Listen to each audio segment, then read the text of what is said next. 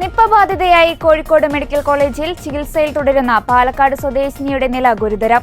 2 dose monoclonal antibody നൽകിയതായി ആരോഗ്യമന്ത്രി വീണ George അറിയിച്ചു. ഇവരുമായി സമ്പർക്കത്തിൽ വന്ന 173 പേരുടെ സമ്പർക്ക പട്ടിക തയ്യാറാക്കിയെന്നും മന്ത്രി വീണ ജോർജ് പറഞ്ഞു. ഇവരിൽ 100 പേർ പ്രാഥമിക പട്ടികയിലാണ്. ഇതിൽ 52 പേർ ഹൈറിസ്ക് കോണ്ടാക്ട് ലിസ്റ്റിലാണ്. യുവതിയുടെ ബന്ധുക്കളും യുവതിക്ക് ആദ്യ ദിവസങ്ങളിൽ ചികിത്സ നൽകിയ ആശുപത്രികളിലെ ആരോഗ്യ പ്രവർത്തകരും ഇതിൽ ഉൾപ്പെടും. ഹൈറിസ്ക് കോൺട്രാക്ട് ലിസ്റ്റ് ഉൾപ്പെട്ട 5 പേരുടെ സാമ്പിളുകളുടെ പരിശോധനാ ഫലം നെഗറ്റീവാണ്. 4 പേരുടെ കൂടി സാമ്പിളുകൾ അയച്ചിട്ടുണ്ട്. ഇന്ന് ഫലം വരും. യുവതിയുടെ മകൻ കോഴിക്കോട് മെഡിക്കൽ കോളേജിൽ ഐസൊലേഷനിൽ തുടരുകയാണ്.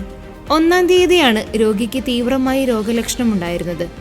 കണ്ടെയ്ൻമെന്റ് സോണിലെ എല്ലാ വീടുകളും പരിശോധിക്കും. ജൂൺ 1 മുതൽ മസ്തിഷ്ക മരണം സംഭവിച്ച കേസുകൾ ആരോഗ്യ പ്രവർത്തകർ പരിശോധിച്ച് വരികയാണ്. മൃഗങ്ങൾക്ക് അസ്വാഭാവിക മരണം ഉണ്ടായോ എന്നും പരിശോധിക്കും. വവ്വാലുകളുടെ സാമ്പിൾ പരിശോധനയ്ക്ക് കേന്ദ്രത്തിന്റെ അനുമതി തേടിയതായും ആരോഗ്യമന്ത്രി വിശദീകരിച്ചു. നിലവിൽ നിപ്പ ആശങ്കയുടെ സാഹചര്യം സംസ്ഥാനത്തിനില്ല. നിപ്പ പ്രതിരോധത്തിന്റെ ഭാഗമായി മെഡിക്കൽ കോളേജിൽ കൂടുതൽ സൗകര്യങ്ങൾ ഒരുക്കിയിട്ടുമുണ്ട്. വ്യാജ പ്രചരണങ്ങൾ നടത്തിയാൽ കേസെടുക്കും. പാലക്കാട് മെഡിക്കൽ കോളേജിൽ 7 പേരും മലപ്പുറത്ത് 5 പേരും ചികിത്സയിലുണ്ട്. പനിയുള്ള കുട്ടികളുടെ അമ്മമാരുടെയും സാമ്പിൾ അയക്കും. യുവതിയുടെ മൊബൈൽ ടവർ കേന്ദ്രീകരിച്ചും CCTV ദൃശ്യങ്ങൾ കേന്ദ്രീകരിച്ചും പരിശോധന നടത്തി. മണ്ണാർക്കാട് ക്ലിനിക്കിലെത്തിയ ഇതര സംസ്ഥാനക്കാരനെ കൂടി കണ്ടെത്തേണ്ടതുണ്ടെന്നും വീണ ജോർജ് വിശദീകരിച്ചു. വ്യാജ പ്രചരണങ്ങൾ ഇതുമായി ബന്ധപ്പെട്ട് നടത്തരുത് എന്നുള്ളത് അഭ്യർത്ഥിക്കുകയാണ്. ഇപ്പോൾ നമ്മുടെ മീഡിയ ടീം ചില വ്യാജ പോസ്റ്ററുകൾ, വ്യാജ പ്രചരണങ്ങൾ കണ്ടെത്തിയിട്ടുണ്ട്. അപ്പോൾ അതിനെതിരെ കേസെടുക്കുന്നതാണ്. തെറ്റിദ്ധരിപ്പിക്കുന്ന നിലയിലുള്ള അശാസ്ത്രീയമായിട്ടുള്ള പ്രചരണങ്ങൾ ഒരു കാരണവശാലും ദയവായിട്ട് നടത്തരുത് എന്ന് അഭ്യർത്ഥിക്കുന്നു.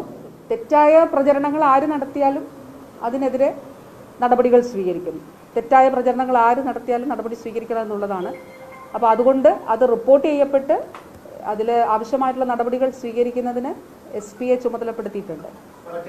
നോക്കൂ, എത്ര അബദ്ധജടിലമായിട്ടുള്ള ഒരു സ്റ്റേറ്റ്മെൻ്റ് ആണ് അത് എന്നുള്ളത്. അത് ഒരു നിപ്പ ബാധിച്ച് എല്ലാവരും മരിച്ചു കേരളത്തിൽ എന്നുള്ളത് തെറ്റായിട്ടുള്ള കാര്യമാണ്. ഞാൻ പറഞ്ഞല്ലോ, 2018 ആദ്യമായിട്ട് ഒരു നിപ്പ കേസ് കേരളത്തിൽ ഐഡൻറ്റിഫൈ ചെയ്യുന്നത്, ഒരു ഔട്ട് ബ്രേക്ക് ഉണ്ടാകുന്നത്. 2023 രണ്ടാമത്തെ ഔട്ട് ബ്രേക്ക് ഉണ്ടാകുന്നു. അതിനിടയിൽ ഒറ്റപ്പെട്ട കേസുകൾ ഉണ്ടായിട്ടുണ്ട്. അപ്പോൾ 2023 ഔട്ട് ബ്രേക്കിൽ 33% മരണനിരക്ക്. 33%. ലോകത്ത് നിപ്പ റിപ്പോർട്ട് ചെയ്യപ്പെട്ടിട്ടുള്ള ഒരിടത്തും മരണനിരക്ക് 70% കുറഞ്ഞിട്ടില്ല. അപ്പോൾ കേരളത്തിൽ അത് 33% കുറയ്ക്കാൻ നമുക്ക് കഴിഞ്ഞു.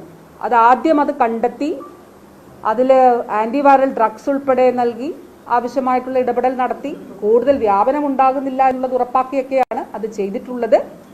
അപ്പോൾ അതിലെ മറ്റ് കാര്യങ്ങൾ ഇതുമായി ബന്ധപ്പെട്ടിട്ടൊരു രോഗത്തിൻ്റെ മുന്നിൽ, നിപ്പ പോലെയുള്ളൊരു രോഗത്തിൻ്റെ മുന്നിൽ ഇത്തരത്തിൽ തെറ്റായിട്ടുള്ള പ്രസ്താവനകളും പ്രചരണങ്ങളും പാടില്ല. ഉത്തരവാദിത്തപ്പെട്ടവരുടെ ഭാഗത്ത് നിന്ന് അത് ഉണ്ടാകാൻ പാടില്ല എന്നുള്ളത് തന്നെയാണ്.